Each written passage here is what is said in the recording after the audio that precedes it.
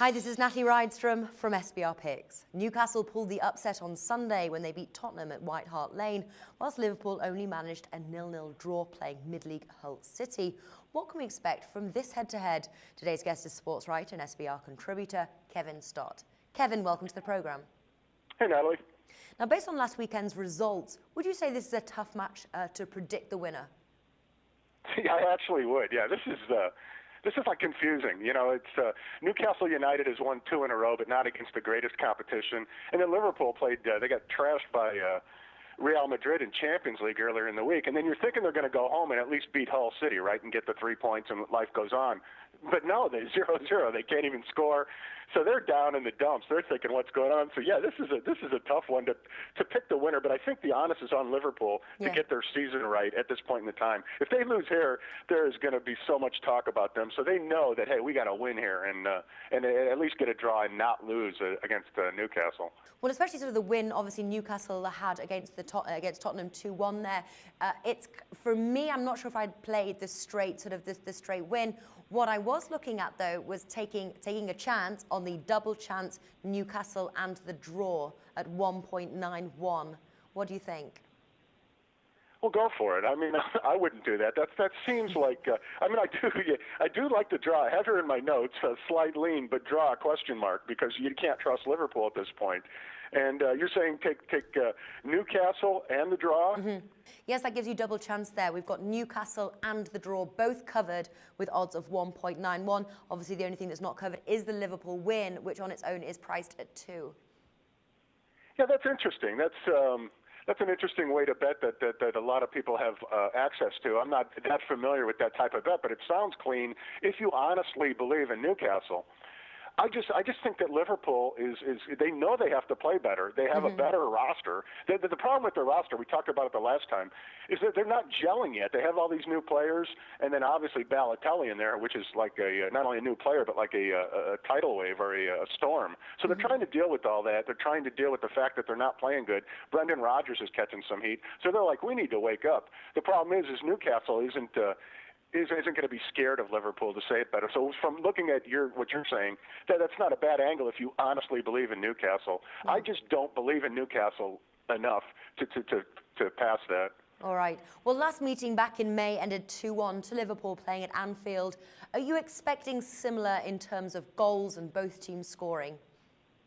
Yeah, I do think Newcastle gets a goal here. I think Liverpool, after getting 0 against Hull City at home, their whole goal is going to be to score. And I think guys like Coutinho will hopefully be back in the starting lineup. Sterling, Lallana, Gerrard are going to try Balotelli might even get a goal this game. So, yeah, I like that. I do like that concept. And I honestly think this will be 2-1 or 3-1. Something I found that was great in the research and doing all this, the last 13 times these teams have played, 11 of the games have gone over. And it averaged 3.5 goals a game. So my advice is find a 2.5, find a total goals line of 2.5, knowing that 11 of 13 have gone over. Pay the juice on the over 2.5, and just wait for goals to be scored. I mean, a lot of times when teams come off a 0-0 game, the next game is an explosion of goals, and all we're asking here for Liverpool and Newcastle to do combined is score 3 goals. Yeah. So I like the over a lot in this game. Yeah, I do as well. The over here is priced at 1.78. I also like both teams to score bet, and that's priced at 1.65. And you can combine those bets, and that gives you odds of 2. What are your thoughts on that? I think that's an interesting idea. I don't have access to that here in the beautiful city of Las Vegas, Nevada, the gambling capital of the United States, where we don't have that. But I think that's if you know how to do that and you're creative and you have confidence in it, that's not a bad way to do it because you have some protection. That's one good thing about offshore accounts and gambling in England and offshore is you guys have some sense of protection. You have different ways to approach things. A lot of times we just have, there's just so simple ways to bet here, and it's very frustrating, and most people aren't aware of it unless they have offshore accounts, and the reality is like 90% of the guys that live in Vegas have offshore accounts.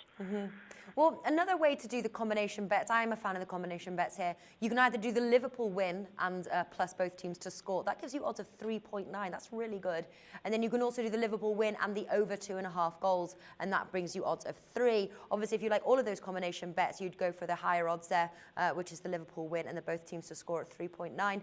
Another way to look at it is if you could think that Liverpool is going to score 2 goals or more, you've got Liverpool over 1.5 goals, and that's priced at 1.8.